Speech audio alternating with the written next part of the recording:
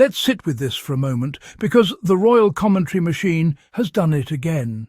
It has taken something ordinary, wrapped it in reverent language, sprinkled it with selective praise, and presented it as though we've just witnessed a once-in-a-generation emotional breakthrough. According to the latest article, Kate Middleton, nearly 15 years into her marriage to Prince William, has finally reached a point of emotional ease, authenticity, and comfort in her role. And the media reaction? Awe, applause, standing ovation. Someone nearly fainted. Now, let's be clear from the start. There is nothing wrong with acknowledging personal growth. People evolve. Confidence develops. Comfort takes time, especially when your workplace happens to be one of the most scrutinized institutions on earth. No one is disputing that. What is worth discussing, however, is how this growth is framed, who is allowed grace, and who has historically been denied it.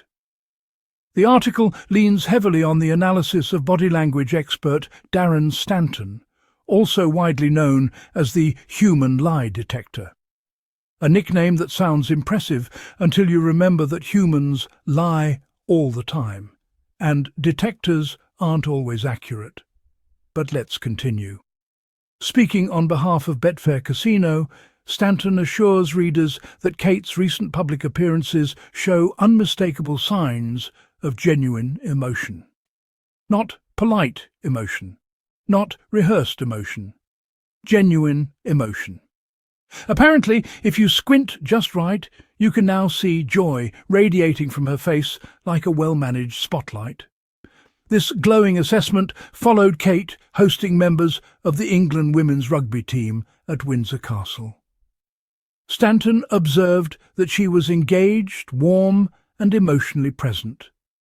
He emphasized that she wasn't just turning up out of obligation, but actively investing herself in the moment, making sure the players felt valued, respected, and welcomed, which, to be fair, is exactly how one hopes any host would behave, royal or otherwise. He went even further, describing her behaviour as altruistic and selfless, noting that she genuinely wanted others to have a positive experience. He concluded by saying that this level of ease and assurance has taken 15 years to develop, and that you can now clearly see how comfortable she is in her role. And again, none of that is inherently unreasonable. Growth happens, experience matters, time teaches. But here's where the script quietly flips from observation into narrative construction, and this is where things get interesting, almost comical, if it weren't so predictable. Because while Kate is now being praised for emotional engagement, warmth and authenticity, Prince Harry and Meghan Markle were criticised mercilessly for displaying those exact same traits from the very beginning. Not after 15 years, not after gradual evolution, immediately, and instead of applause, they received outrage. Harry showed vulnerability and openness, too emotional. Meghan connected deeply with people, performative. Harry spoke openly about grief and mental health, weak. Meghan listened, empathised, and engaged with communities, manipulative. Apparently, authenticity is only acceptable once it's been properly aged, filtered, and approved by the institution. And that contradiction is impossible to ignore. When the article praises Kate for not just turning up out of obligation, it unintentionally highlights the double standard that has followed Harry and Meghan for years. Because Harry and Meghan were never accused of being disengaged. They were accused of being too engaged, too emotional, too invested, too human. Their crime was not a lack of authenticity, it was an excess of it. Harry spent years dedicating himself to veterans, mental health advocacy, and humanitarian causes with visible sincerity.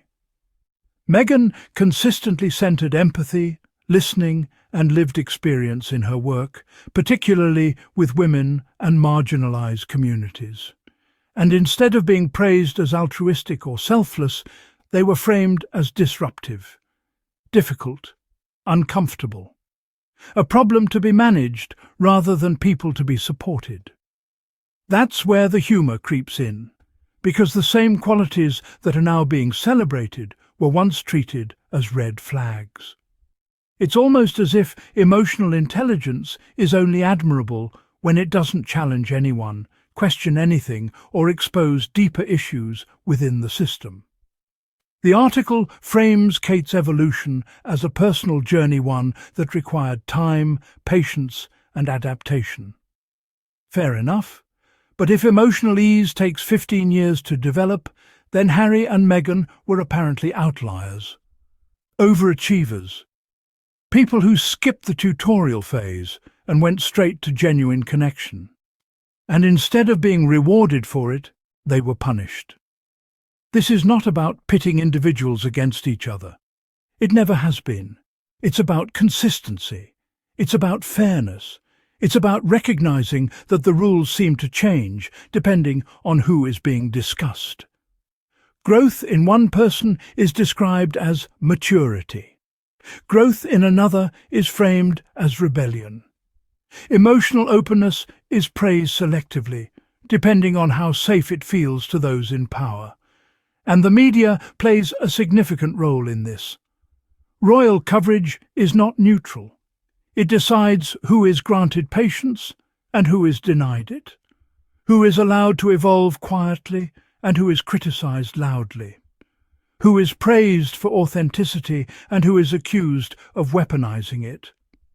Anyone still speaking negatively about Harry and Meghan for being open, expressive, or emotionally intelligent is now contradicting the very values they claim to admire.